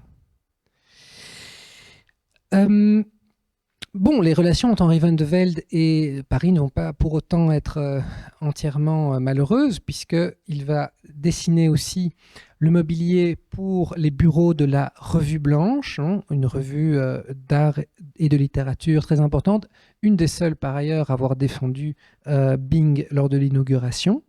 Tout ce mobilier, donc ça c'était le mobilier de la salle de la Réunion, peut être aujourd'hui admiré au musée de la ville de Darmstadt, en Allemagne. Évidemment, c'est assez pertinent de meubler, d'aménager les bureaux d'une revue d'art. Ça peut aider pour avoir des articles élogieux. Et c'est d'ailleurs ce que fera aussi Gustave Serrurier pour une autre revue parisienne. Je vous ai dit qu'en 1895, il y a eu cette visite de Guimard, cette visite également de Siegfried Bing, et il y a un autre visiteur, pas français ou parisien cette fois, mais allemand, qui s'appelle Julius Meyergraff. Et Julius Meyergraff va créer une revue. D'abord, il participe à une première revue allemande qui s'appelle Pan, et ensuite il crée une revue qui s'appelle Dekorative Kunst, pour ensuite faire le pendant français qui s'appellera l'art décoratif. Et il installe les bureaux de l'art décoratif dans le 16e arrondissement, au 37 rue Pergolèse. Il charge Henri van de Velde de faire l'aménagement intérieur. Donc, à gauche, vous avez un des bureaux de la revue. Et ça, à nouveau, c'est la très belle rencontre entre la peinture néo-impressionniste et l'art nouveau. Vous avez au fond, je suis désolé que la photo soit si claire, mais vous avez le chahut de Seurat. Une des œuvres majeures de Seurat, qui est d'ailleurs, je crois, à Orsay maintenant. Est-ce qu'il n'est pas exposé? Je ne sais plus où il est. Bon, mais en tout cas, voilà. Et Van de Velde va dessiner tout le mobilier en lien avec cette peinture, en disant que cette peinture, en fait, vous le devinez, mais c'est un peu un French cancan. Vous voyez, toutes ces femmes lèvent leurs jambes, et puis on voit aussi en partie inférieure une contrebasse. Et donc, c'est une peinture très joyeuse, très gaie, et Van de Velde dit qu'il essaye dans son mobilier de faire la même chose. D'ailleurs, dans son courrier, évidemment, il passe son temps à faire des conférences sur William Morris en disant que l'art doit être social, mais son mobilier, ses créations sont excessivement coûteuses. Il s'adresse à la frange la plus éclairée de la bourgeoisie allemande, plus encore que française ou belge. Donc on a des lettres où il demande à un client de lui envoyer son Signac ou son Van Gogh pour qu'il puisse assortir les couleurs du mobilier et du mur avec le tableau. Et donc c'est comme le piano Pleyel, il avait comme ça dans son bureau pendant quelques mois, pendant qu'il faisait ses dessins, le tableau du commanditaire. Vous voyez qu'il y a une porte à gauche avec au-dessus, il est écrit Décorative Kunst, et vous avez une ornementation de Georges Lehmann, la même que l'on retrouve par exemple dans ces titres de la revue L'Art décoratif. Et bon, c'était un peu une mise en abîme, mais en tout cas c'est pour vous montrer les liens très très forts entre ces artistes, ces critiques d'art ou ces marchands, puisque là c'est un article de l'art décoratif sur Georges Lehmann, avec, vous voyez son nom, Georges Lehmann, avec au-dessus un motif dessiné aussi par lui.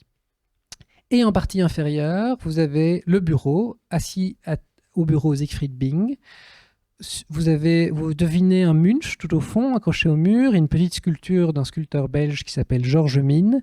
Et au mur, c'est ce que Van de Velde appelait le papier peint dynamographique. Pourquoi dynamographique? Parce que c'était le papier peint, selon lui, qui donnait le plus cette idée de force et de mouvement. Et il disait qu'il était particulièrement conseillé d'installer ce papier peint dans les bureaux pour bien travailler. Et ça, c'est pas anodin non plus, parce qu'on a une anecdote que je m'excuse à l'avance, je vais peut-être un peu trahir, parce que j'avais lu ça il y a un certain temps, où il y a, au moment de s'installer au Castel Béranger, il y a un des locataires qui est dans l'appartement, déjà tapissé avec les papiers peints de Guimard, et qui reste pendant plusieurs jours bloqué dans son appartement à cause d'un malaise, d'une maladie, il est allongé. Et Guimard raconte que le locataire lui a dit à quel point les papiers peints avaient eu presque une vertu curative, ou en tout cas lui avaient permis finalement de garder le moral et l'avaient aidé finalement à tenir.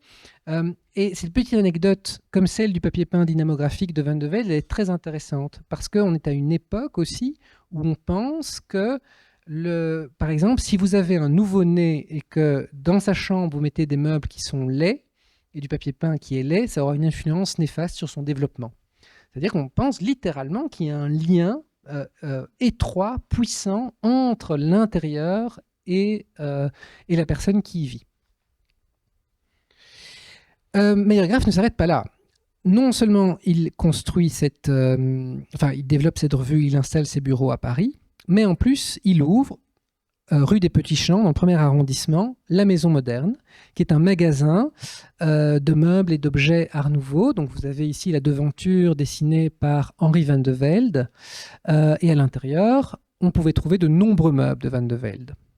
Sauf que le meuble que vous voyez justement sur la photo de gauche ressemble à du Van de Velde, mais contrairement à ce qu'on a pu lire quelquefois, est l'œuvre de Abel Landry, parce qu'il va y avoir à un moment donné fâcherie entre Van de Velde et Meyergraff, et donc Meyergraff va arrêter de travailler pour Van de Velde va arrêter de travailler pour Meyergraff, et Meyergraff va demander à un jeune qui s'appelle Abel Landry, et c'est très intéressant parce qu'on voit à quel point le mobilier de Van de Velde est presque copié dur, mais en tout cas très fort inspiré, a très fort inspiré les créations de Abel Landry.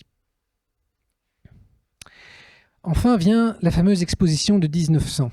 Alors il y a un grand spécialiste, un ancien conservateur à Orsay, Philippe Thiebaud, qui a dit que l'exposition universelle de 1900, c'était la rencontre ratée avec l'Art Nouveau. C'est assez vrai. Ça l'est particulièrement dans le cas des relations entre la Belgique et la France, puisque le pavillon à droite du Congo, à l'époque c'était la propriété personnelle de Léopold II, État indépendant du Congo. On confie la construction du pavillon à Victor Horta. Tout se passe très très bien. On met des planches pour que le chantier commence, et finalement le roi décide en une fois de tout arrêter.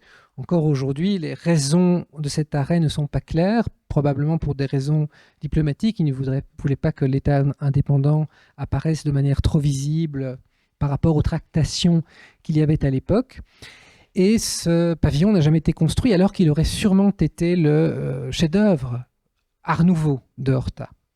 Et il y a maintenant, ça date du mois de janvier 2023, donc il y a 1 an et demi, on a retrouvé avec l'assistante scientifique du musée Horta, ici à Paris, aux Archives nationales, les plans du terrain, si vous voulez, de ce pavillon. Parce qu'Horta a gardé uniquement les élévations. Comme toujours, les projets non réalisés, il les garde. Et grâce à ces plans au sol, il a été possible de refaire une maquette de ce pavillon et de mieux le documenter. Autre chose découverte récemment dans ces archives, c'est un autre pavillon qui a été construit pour des crèches, qui est le dessin central. Un très étrange bâtiment. Vous voyez, le rez-de-chaussée est beaucoup plus étroit que le premier étage. Celui-là a été construit, mais finalement, la commande a été retirée à Horta. C'est un autre qui l'a terminé. Et la réalisation finale est tout à fait beaucoup plus conventionnelle. À gauche, encore dans la série des projets non réalisés, vous avez le géographe et anarchiste français réfugié pour des raisons politiques à Bruxelles, Élisée Reclus, qui commande à l'architecte Louis Bonnier. Donc Louis Bonnier, souvenez-vous, c'est lui qui dessine finalement la galerie de l'Art Nouveau de Bing. C'est lui qui est représenté là, peint par Theo van Rysselbergh. Et c'est lui aussi, en 1899, qui construira la maison que Theo van Rysselbergh se fait construire à Paris, où il s'installe de manière définitive pour quitter la Belgique. Et alors cette espèce d'œuf géant devait être normalement une sphère liée de 60 mètres de haut, qui devait se trouver au niveau du palais du Trocadéro, donc en face de la Tour Eiffel. Et là, Theo van Rysselbergh demande à ses amis français, cette fois, Paul Signac, Cros, Luce, donc que des artistes néo-impressionnistes, de faire tout le décor qui devait être réalisé en céramique et qui n'a finalement jamais été réalisé. Alors, comme nous sommes dans la série des rencontres ratées ou abîmées, il fallait que je parle du théâtre des Champs-Élysées. puisque le théâtre des Champs-Élysées, initialement, était une commande qui avait été faite à Henri van de Velde. Henri van de Velde se dit, tiens, il y a cette nouvelle technique formidable du béton armé. Qui est le meilleur représentant du béton armé à l'époque? C'est Auguste Perret. Donc, il invite Auguste Perret comme entrepreneur, puisqu'il était entrepreneur et architecte. Non, Auguste Perret n'a pas passé son examen après ses études d'architecture pour pouvoir continuer à construire et pouvoir être à la fois entrepreneur et architecte. À l'époque, Van de Velde, dès 1900, il quitte la Belgique pour s'installer en Allemagne, plus précisément à Weimar, où il crée une école d'art décoratif qui sera la prédécessrice du futur Bauhaus. Donc il est très peu souvent à Paris. Et un peu après, il revient pour son voyage et il voit qu'en fait, Auguste Perret lui a pris la commande. Et que le théâtre des Champs-Élysées qu'on connaît aujourd'hui, on le connaît sous le nom d'Auguste Perret, même si la collaboration avec Maurice Denis pour la fresque à l'intérieur et la demande de Bourdelle pour les bas-reliefs en partie supérieure étaient même, eux, initialement, une demande faite par Henri van de Velde.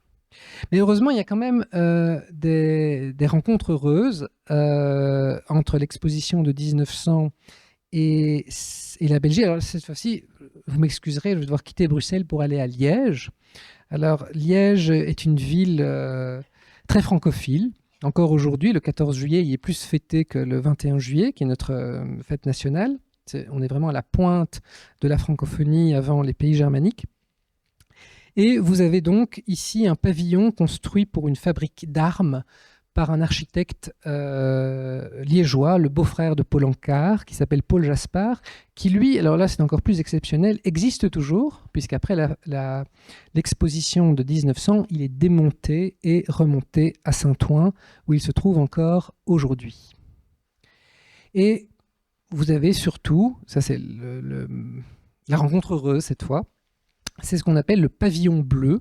Vous le voyez sur la photo de gauche, il est au pied de la tour Eiffel et il a été construit par Gustave Serrurier.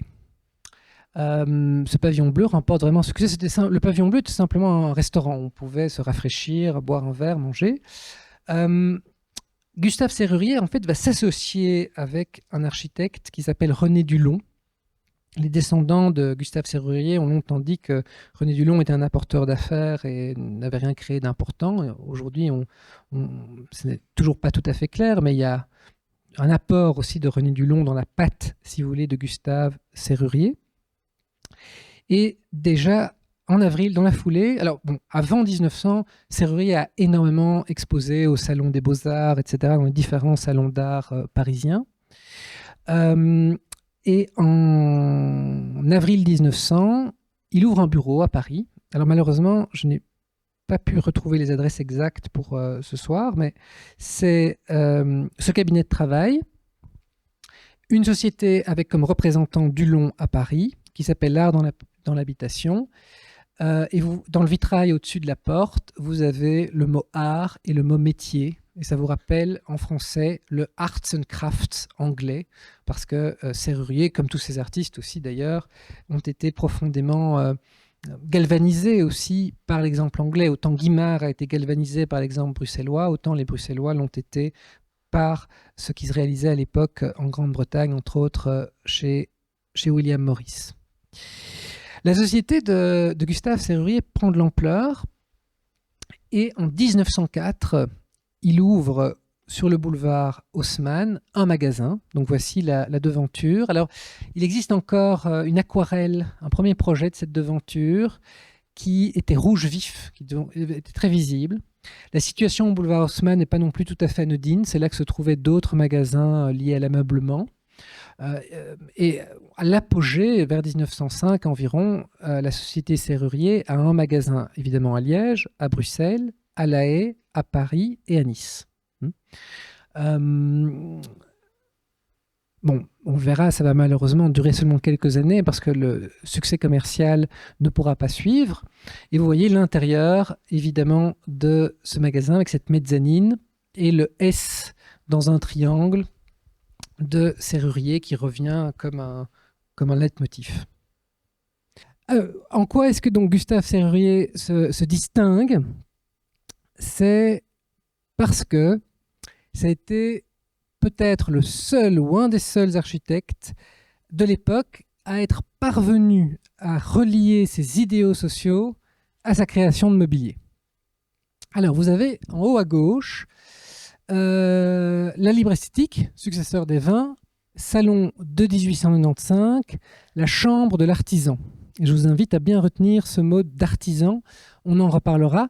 Et il explique, il fait un petit pamphlet qui est distribué aux visiteurs en même temps, dans lequel il explique que ce mobilier a pour vocation justement à pouvoir meubler les intérieurs des moins favorisés. Enfin, sans doute pas les milieux ouvriers, ça restait un peu trop cher, mais en tout cas les classes moyennes moins favorisées. Alors évidemment, il y a plusieurs Gustave Serrurier, il a aussi dans sa pratique créé du mobilier beaucoup plus luxueux pour une clientèle plus aisée. Mais il y a eu un autre moment important, c'est le mobilier campagne. Alors vous avez en haut à droite l'aménagement complet et vous avez en bas à gauche la table de cet ensemble campagne. Le lit et un petit détail de l'assemblage d'une chaise en bas à droite. C'est assez fascinant comme mobilier parce que, regardez, c'est comme en apparence maladroite des planches de bois qui sont simplement clouées.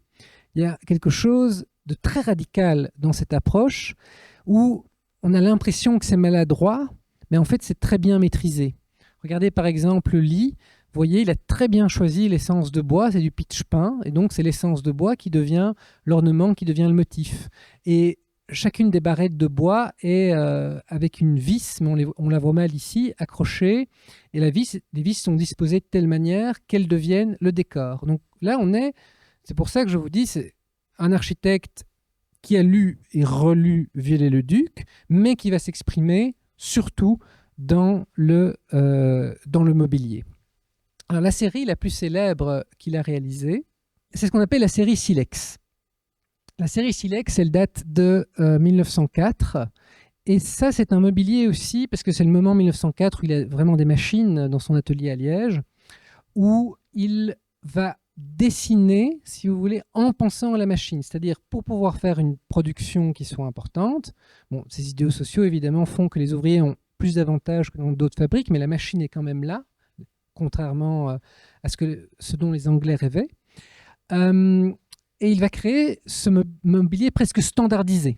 Une légende continue à vivre de nos jours. On disait toujours que c'était du mobilier Ikea avant Ikea et qu'on pouvait les démonter et les remonter très facilement. Il apparaît que ce n'est pas aussi simple que ça. Mais vous voyez, en tout cas, quand je vous parlais de sincérité chez Viollet, on la trouve aussi chez Serrurier, puisque le seul décor ici, c'est un pochoir. Les clous sont peints et servent à créer les différents motifs. Il y a une lisibilité, en quelque sorte, de la construction. Ce n'est pas l'ingénieur et l'architecte qui sont réunis ici, c'est l'industriel, le menuisier et l'artiste qui sont réunis ici, si vous voulez. Et évidemment, alors 1905, ça c'est le dernier grand moment, exposition universelle, pas à Paris, mais à Liège cette fois, il va aménager entièrement une maison d'ouvriers, avec cette fois du mobilier et des créations qui peuvent aussi être produites en série. Et regardez par exemple ce banc, les planches du dossier, la manière dont simplement les rivets sont placés, les clous, ou les vis plutôt, les vis sont placés de manière assez harmonieuse. Par contre, peut-être que là, je n'ai jamais eu, le musée du design de Gand ne me laisserait jamais l'essayer, mais je ne suis pas sûr qu'avec ces vis dans le dos, ce soit aussi confortable. Mais c'est beau, voilà. Et vous avez une tendance similaire aussi, évidemment, ici à Paris. Vous avez d'ailleurs, dès 1900, un architecte Plumet ainsi que Sauvage font une proposition pour créer du mobilier pour ouvriers, qui n'est pas retenu. Et il y a un mouvement, un groupe dont on parle à tort pas assez souvent ici, même si le musée d'Orsay a remis en valeur certaines de leurs œuvres de mobilier, c'est le groupe de l'art dans tout. Donc ça rassemble d'abord 5 créateurs, ensuite 6, parmi eux il y a évidemment Charpentier, dont on a déjà parlé, comme sculpteur.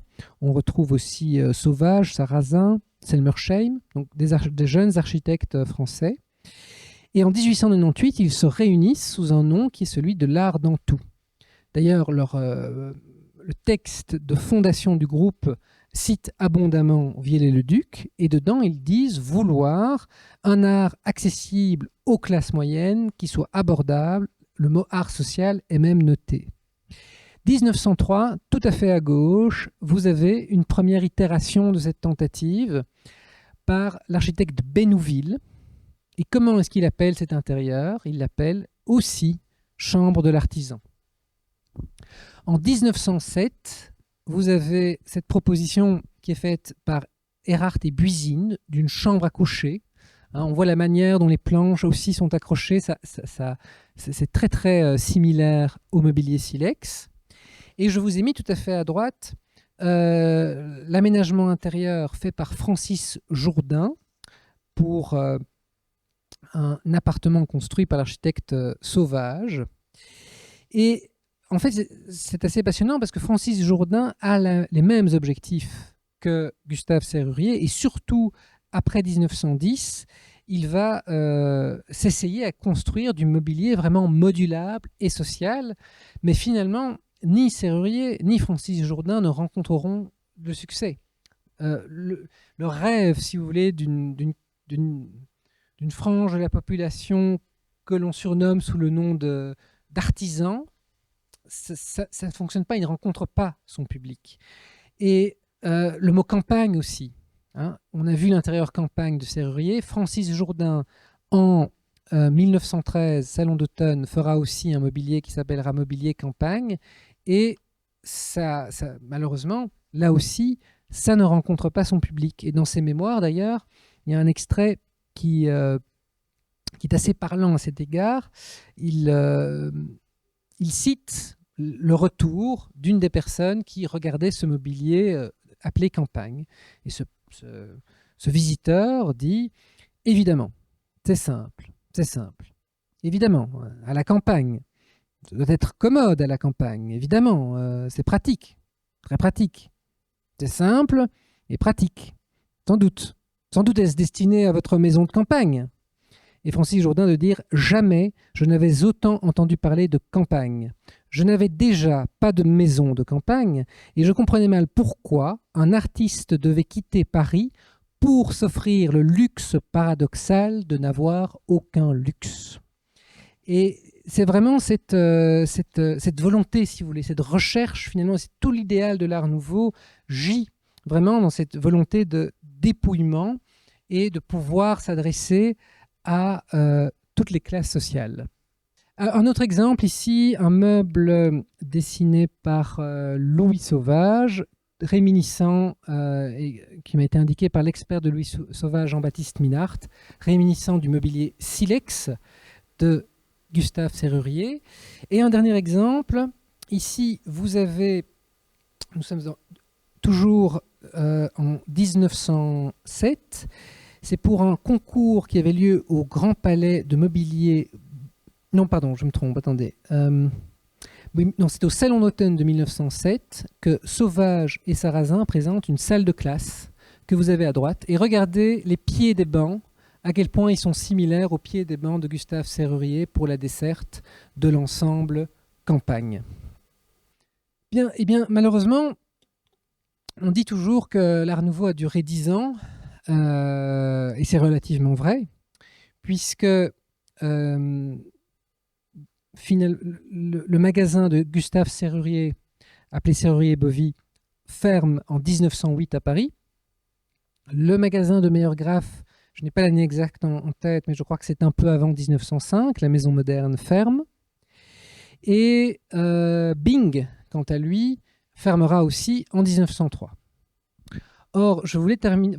plus ou moins terminé en montrant le mobilier réalisé par Bing, justement, qui lui, c'était l'introduction, dans ce questionnement autour de l'identité de l'Art nouveau parisien, il faut évidemment rappeler l'importance d'un artiste comme Georges Defeur, qui a dessiné cette vitrine en 1901 et qui a été, si vous voulez, un des principaux créateurs attachés à la maison de Bing, en proposant des meubles plus graciles, si je puis dire, qui avaient peut-être ce côté moins oserais-je dire, rentre dedans en quelque sorte que le mobilier belge qui avait pu être vu en 1895 et qui accompagne, ou en tout cas qui est beaucoup plus proche sans doute du goût parisien, si le goût parisien existe, hein, mais en tout cas qui est plus adapté et qui fonctionnera mieux que les premiers exemples belges et anglo-saxons.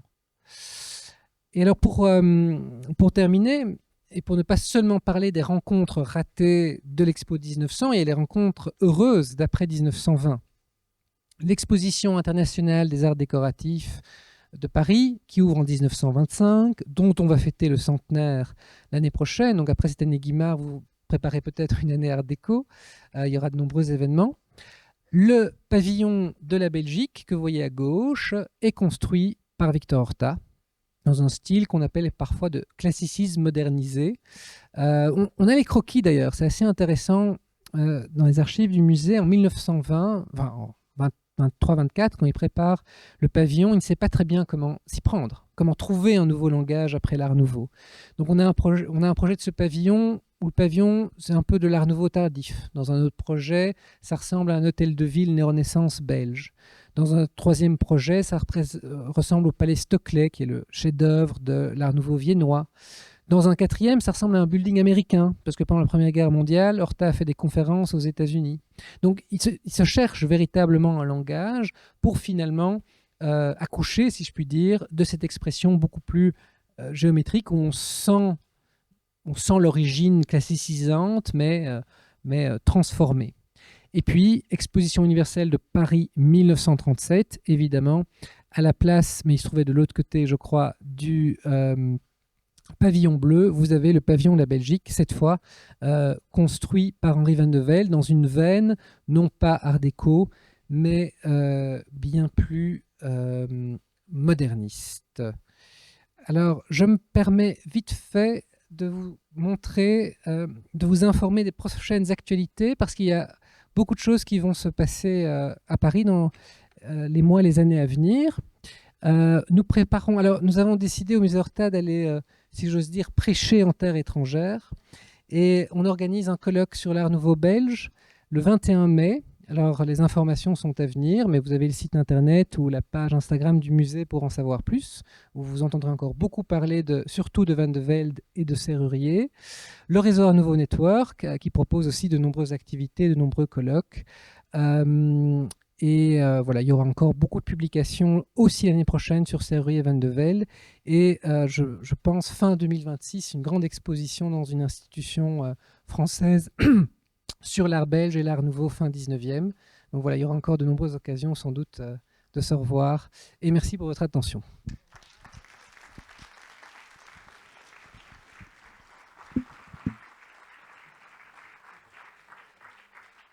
Oui, alors je voulais juste savoir, l'Art Nouveau s'est éteint.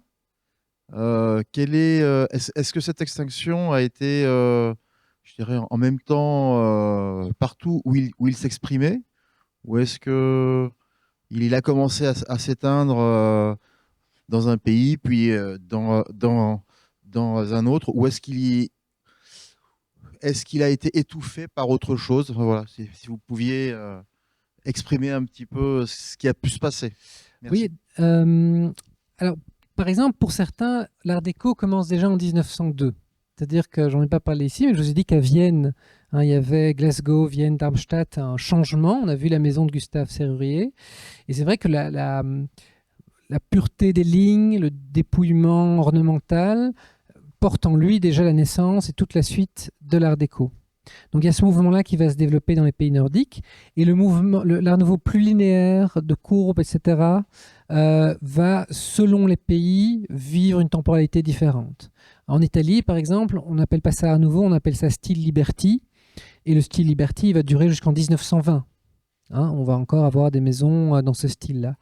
Donc je dirais que l'art nouveau ne s'éteint pas, il se transforme avec Vienne, Glasgow, Écosse en termes d'expression formelle, pour évoluer vers l'art déco.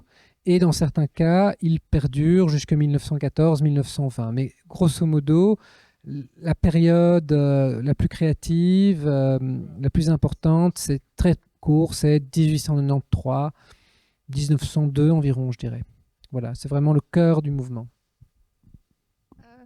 J'ai été époustouflée à Riga et je voulais savoir si ces architectes, ils se connaissaient, s'ils se fréquentaient, si... Le cas de Riga est un petit peu à part parce que c'est beaucoup d'architectes allemands qui ont construit ces immeubles. Et disons que oui, il y a quelques aménagements intérieurs, il y a le musée de Riga, puis l'atelier, etc. Effectivement, mais disons que dans les pays baltes, c'est d'abord une expression, je dirais, décorative en quelque sorte. C'est d'abord peut-être que sans doute l'art nouveau à Riga s'approche plus d'un effet de style et d'un effet de mode que d'un renouveau architectural profond, comme on l'a vu par exemple dans le cas de Guimard ou de Horta. Alors, ils devaient se connaître parce que Van de Velde, la ville de Riga, lui a commandé un bâtiment. Et Riga, par miracle, a été très peu bombardée durant la dernière guerre, mais la bombe est tombée sur le bâtiment de Van de Velde, évidemment, qui n'est plus là. Mais donc oui, il y avait une connaissance et il ne faut surtout pas sous-estimer, comme je le disais, l'importance aussi des revues par rapport à ce cheminement des styles et des formes. Question avec madame ? Oui, alors, à un moment, mais bon, j'ai peut-être pas... vous avez dit, il y a une rencontre il y a une rencontre, vous avez dit à un moment, enfin, au tout début, vous avez dit, il y a une rencontre entre Horta et Guimard en 1895, puis vous êtes parvenu dessus, donc vous et puis, pardon. Voilà, et j'ai une deuxième question. À un moment, vous avez dit aussi, et je ne sais pas qui a dit ça, mais vous avez dit, il y a quelqu'un qui a dit qu'il y avait 3 choses qui n'allaient pas, dont cette juive opiumisée. Je voulais savoir s'il parlait de Sarah Bernard ou je sais pas. Ça, je ne sais pas vous répondre. Arsène Alexandre, c'était un critique très en vue à l'époque, au Figaro, qui écrivait beaucoup. Je pense que c'est vraiment de l'antisémitisme. Voilà, mais je ne pense pas qu'il y ait de référence. Non, mais je veux dire, par là, c'est l'antisémitisme général. Je ne crois pas qu'il y ait de référence à une juive en particulier. Mais je n'ai pas la réponse définitive. C'est plutôt une impression. Peut-être que ce serait à creuser, mais il faudrait aller voir du côté de ce qui a été écrit sur Arsène Alexandre. Et alors, pour la rencontre, je pense que c'est... donc, non, il séjourne pendant 2 mois à Bruxelles.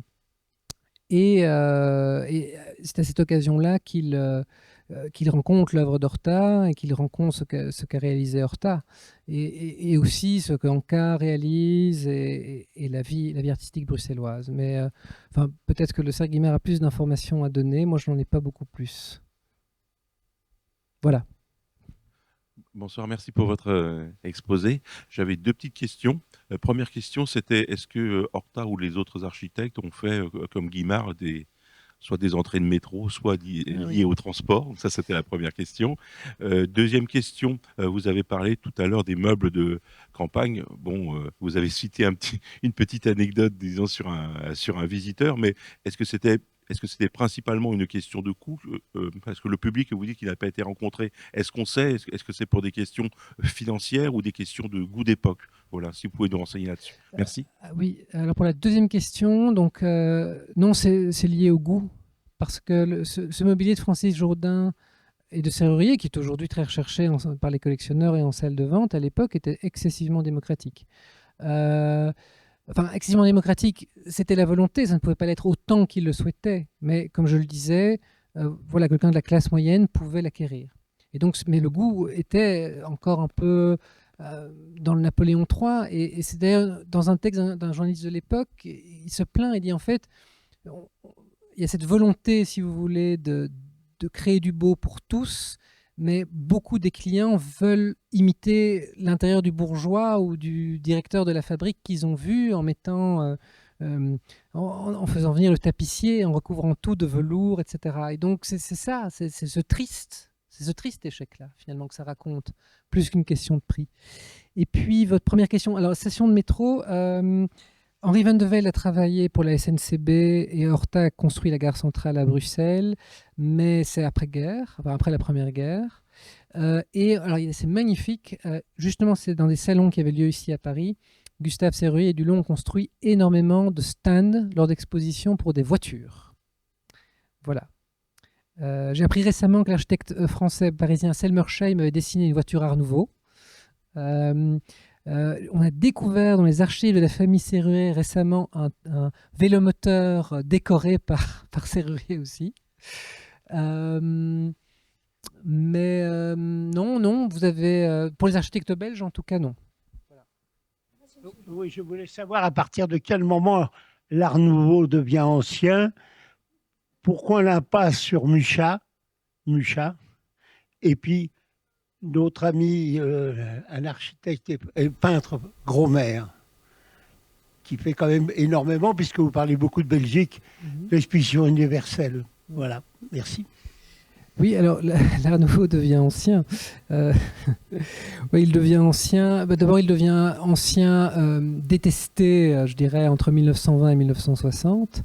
Il est redécouvert par les surréalistes, hein, par Dali, qui est fou de Gaudí, par exemple, qui adore aussi Guimard. Mais c'est une époque. La redécouverte de l'Art Nouveau, il est à nouveau apprécié, et donc étudié par les historiens de l'art et rentré dans les canons de l'histoire de l'art, etc., véritablement à partir de 1965. Alors, pour Gromer, malheureusement, je n'ai pas d'informations supplémentaires à vous donner. Et votre deuxième... Ah oui, sur l'apport de Mucha. Donc, Mucha est découvert justement principalement à Paris, et finalement, c'est le plus parisien... Oui, tout à fait. Le plus parisien des créateurs tchèques, on pourrait dire. Alors, son apport, c'est assez intéressant parce qu'on a parlé tout à l'heure de Riga ou de Georges Defeur. Très certainement, c'est aujourd'hui il est devenu un peu le symbole, l'incarnation presque de ce mouvement, mais dans une dimension assez différente parce que c'est la femme, c'est aussi quelquefois le commerce, la femme comme enseigne dans les affiches, etc. Très ornementé. Il a été lancé d'ailleurs grâce à Sarah Bernhardt, dont on parlait en grande partie. Donc je dirais que pour moi, Mucha, c'est peut-être un peu personnel la manière dont je vais parler. Il représente à la perfection ce mouvement dans la publicité ou le marketing de l'époque, je dirais, ou dans la vision, et aujourd'hui avec le recul, dans la manière dont on le regarde, il fait un peu office d'idole presque en tant que tel. Mais il a inventé quelque chose, ça c'est une évidence. Il a aussi été imité et réimité. Et c'est vrai que quelquefois, par la suite, c'est tombé un peu dans une formule facile. Et c'est aujourd'hui, d'ailleurs, les souvenirs au bookshop du Musée Horta qui se vendent le mieux, ceux de Mucha. Donc aujourd'hui, il y a toujours cette grande popularité.